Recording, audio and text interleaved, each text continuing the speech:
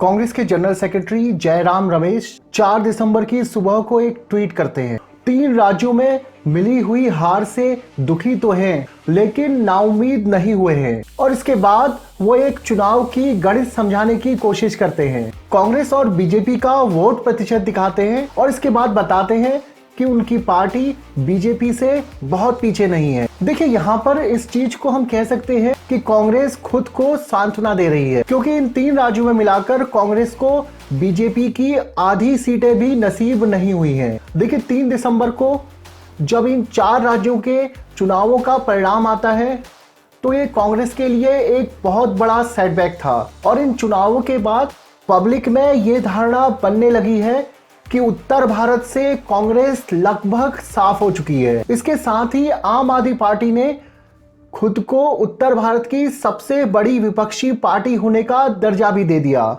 देखिए, राजस्थान, मध्य प्रदेश और छत्तीसगढ़ के नतीजे हमने 3 दिसंबर को देखे। इससे थोड़ा और पहले की बात करें तो 2022 की शुरुआत में उत्तर प्रदेश, उत्तराखंड और पंजाब में चुनाव हुए थे। देखिए, इन तीनों राज्यों में से पंजाब ही केवल एक कांग्रेस शासित राज्य था और इन तीनों ही चुनाव में कांग्रेस को हार का मुंह देखना पड़ा। देखिए, उत्तर प्रदेश की बात करें तो भारत की सबसे पुरानी पार्टी कांग्रेस को यहाँ 403 में से केवल 2 सीटें मिलती हैं और वोट शेयर रहता है मात्र 2.3% का। इससे पहले के चुनाव की बात करें तो उत्तर प्रदेश में कांग्रेस का वोट शेयर लगभग 6% था। देखिए, बात उत्तराखंड की करें तो यहाँ पर कांग्रेस को 19 सीटें मिली। हालांकि कांग्रेस का वोट शेयर उत्तराखंड के अंदर बड़ा है। 2017 में उत्तराखंड में कांग्रेस को जहां 33.5% वोट मिले थे, वहीं 2022 में प्रतिशत बढ़कर 37.91 हो जाता है और यहाँ पर बीजेपी को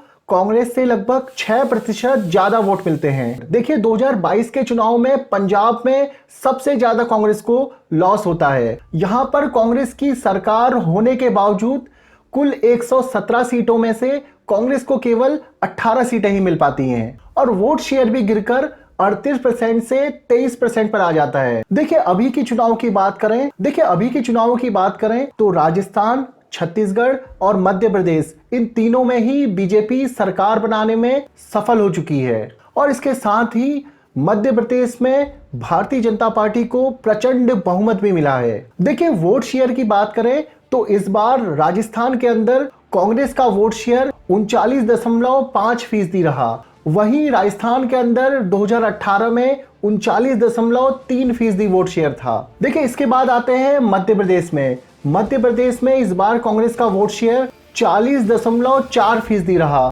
इसके मुकाबले पिछले बार कांग्रेस का वोट शेयर 41% रहा था। वहीं छत्तीसगढ़ की बात करें तो इस बार कांग्रेस का वोट शेयर 42.23% रहा। वहीं 2018 में छत्तीसगढ़ के अंदर कांग्रेस का वोट शेयर 43.1% था। और अगर इन तीनों राज्यों की बात करें तो यहाँ लगभग कांग्रेस को उतने ही वोट शेयर मिले हैं जितने की पिछली बार मिले थे। और इन्हीं वोट शेयर को देखते हुए जयराम रमेश और अन्य कांग्रेस कार्यकर्ता ये कहने लगे हैं कि कांग्रेस को जनता ने सीधे तौर पर नहीं नकारा है। लेकिन क्या ये तर्क बिल्कुल सही है? आइए कुछ आंकड़ों पर नजर डालते हैं। देखिए, कर्नाटक की बात करें तो कर्नाटक में 2023 में हुए इलेक्शन में बीजेपी को लगभग 36% वोट मिले और ये वोट शेयर उतना ही है जितना पिछले चुनाव में मिला था। लेकिन कर्नाटक में इस बार बीजेपी की 38 सीटें कम हो गई और कांग्रेस ने 55 सीटें खींचकर 135 सीटों के साथ सरकार बना ली थी। देखिए, बीजेपी की बात करें तो कर्नाटक में बीजेपी को इस बार 66 सीटें मिली, जबकि इतने ही वोट शेयर में पिछले बार बीजेपी को 104 सीटें मिली थी। चलिए एक और उदाहरण लेते हैं। देखिए, दूसरा उदाहरण हम लेते हैं हिमाचल प्रदेश का। हिमाचल प्रदेश में पिछले साल चुनाव हुए थे और यहाँ पर कांग्रेस और बीजेपी के बीच में वोट शेयर का परसेंट लगभग 1% रहा और लगभग बराबर वोट शेयर परसेंटेज के बाद भी कांग्रेस को हिमाचल प्रदेश में 15 सीटें ज्यादा मिलती हैं। हिमाचल प्रदेश में कांग्रेस को 40 और बीजेपी को 25 सीटें मिलती हैं और यहाँ पर कांग्रेस अपनी सरकार बनाने में कामयाब हो जाती है। देखिए, इन दोनों उदाहरणों से लगभग स्पष्ट हो रहा है कि वोट शेयर भले ही बराबर रहा हो, लेकिन सीटों के मार्जिन में काफी अंतर आ जाता है। देखिए, उत्तर भारत में कांग्रेस का प्रदर्शन जरूर खराब रहा है, परंतु यहाँ से कांग्रेस पूरी तरीके से साफ हो गई है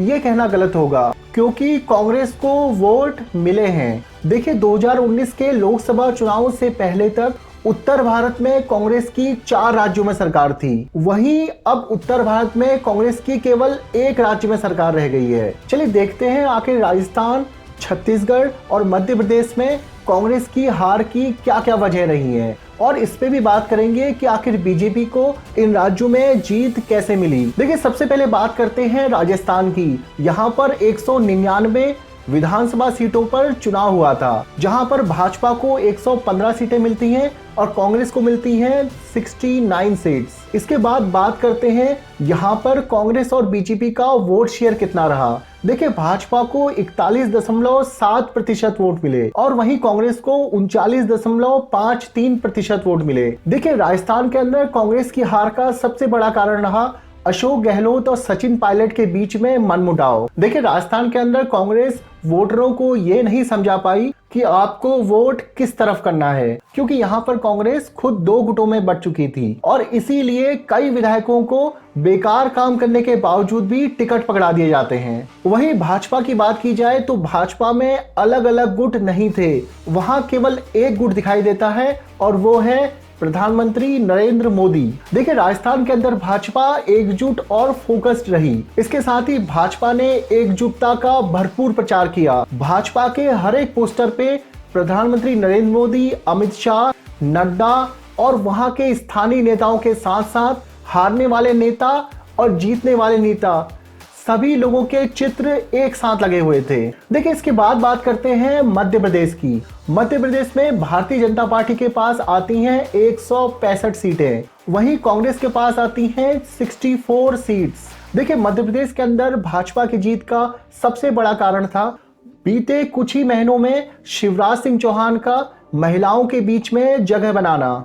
महिलाओं के बीच में शिवराज सिंह चौहान बहुत ज्यादा लोकप्रिय हुए और शिवराज को ये लोकप्रियता दिलाने में सबसे बड़ा योगदान था उनके द्वारा शुरू की गई लाडली बहन योजना का। देखिए 5 मार्च 2023 को शिवराज सिंह चौहान अपने जन्मदिन के अवसर पर इस योजना की घोषणा करते हैं। इसके तहत 23 से 60 वर्ष की महिलाओं को हर महीने 1000 रुपए डायरेक्ट बेनिफिट ट्रांसफर के जरिए अकाउंट में दिए जाते हैं और इस योजना का बीजेपी के कई बड़े नेताओं ने बढ़ चढ़कर प्रचार किया।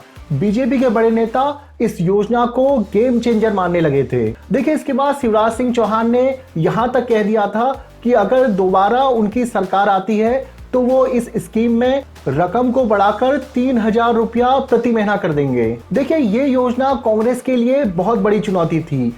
उन्होंने एक काउंटर स्कीम भी चलाई।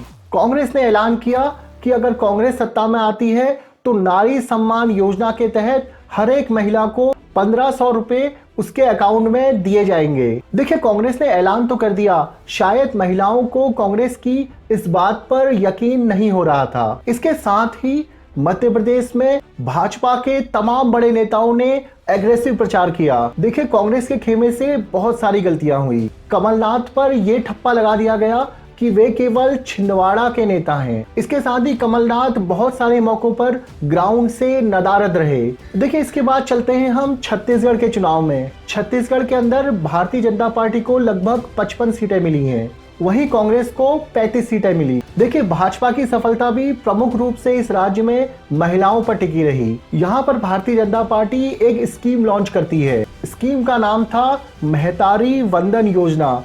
इसके तहत महिलाओं को 1000 रुपए डायरेक्ट बेनिफिट ट्रांसफर के जरिए उनके अकाउंट में दिए जाने थे। देखिए यहाँ से आगे बढ़ते हुए भाजपा ने महिलाओं का भरोसा जीतने के लिए उनसे फॉर्म तक फिल करवाए। देखिए औसतन हर विधानसभा से लगभग 50,000 फॉर्म महिलाओं के द्वारा भरवाए गए और जानकार बताते हैं कि महिलाओं ने वोट से इसका जवाब दिया। देखिए कांग्रेस की अपनी बहुत सारी समस्याएं थी। कांग्रेस धर्म परिवर्तन जैसी समस्याओं को काउंटर नहीं कर सकी। देखिए यहाँ पर बीजेपी के द्वारा प्रचार किया गया बहुत सारी आदिवासी बहुल सीटों पर कांग्रेस आदिवासियों को ईसाई बना रही है और कांग्रेस इस नैरेटिव को फेल करने में असफल रही और अपनी बातों को जनता तक डिलीवर ही नहीं कर पाई। इस तरह से इन 3 राज्यों में कांग्रेस को हार का मुंह देखना पड़ा। आगे भी ऐसे ही विश्लेषण को देखने के लिए चैनल को लाइक, शेयर और सब्सक्राइब जरूर कीजिए। आज का वीडियो आपको कैसा लगा कमेंट बॉक्स में जरूर बताइए। मिलता हूं आपसे नेक्स्ट वीडियो में, तब तक अपना ख्याल रखिए। धन्यवाद।